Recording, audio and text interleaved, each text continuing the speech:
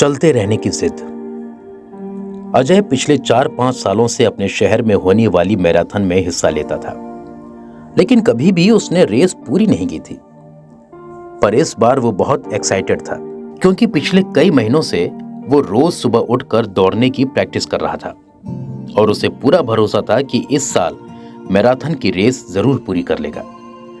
देखते देखते मैराथन का दिन भी आ गया और धाए की आवाज के साथ रेस शुरू हुई। बाकी धावकों की तरह अजय ने भी दौड़ना शुरू किया। वो जोश से भरा हुआ था और बड़े अच्छे ढंग से दौड़ रहा था, लेकिन आधी रेस पूरी करने के बाद अजय बिल्कुल थक गया और उसके जी में आया कि बस अब वहीं बैठ जाए। वो ऐसा सोच ही रहा था कि तभी उसने खुद को ललकारा, रुको मत अजय, आगे बढ़ते रहो। अगर तुम दौड़ नहीं सकते तो कम से कम जॉग करते हुए तो आगे बढ़ सकते हो, आगे बढ़ो। और अजय पहले की अपेक्षा धीमी गति से आगे बढ़ने लगा। कुछ किलोमीटर इसी तरह दौड़ने के बाद अजय को लगा कि उसके पैर अब और आगे नहीं बढ़ सकते। वो लड़खड़ाने लगा। अजय के अंदर विचार आया कि बस अब और आगे नहीं बढ़ सकता।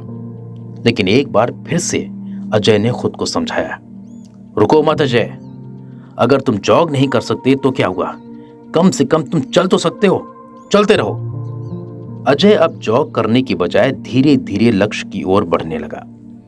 बहुत से धावक अजय से आगे निकल चुके थे और जो पीछे थे वो भी आसानी से उसे पार कर रहे थे।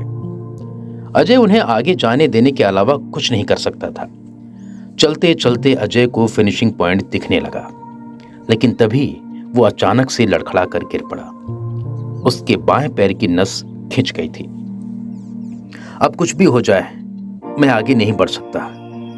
जमीन पर पड़े पड़े अजय के मन में यही ख्याल आया, लेकिन अगले ही पल वो फिर से जोर से चीखा, नहीं, आज चाहे जो हो जाए मैं ये रेस पूरी करके रहूंगा।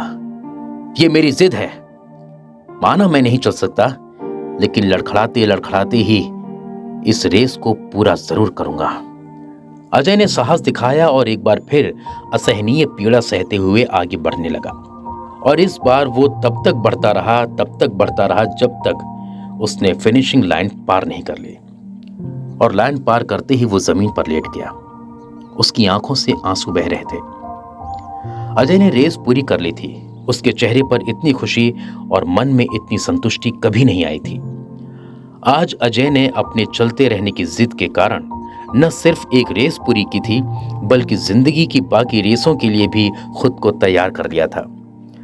दोस्तों, चलते रहने की जिद हमें किसी भी मंजिल तक पहुंचा सकती है। बाधाओं के आगे हार मत मानिए।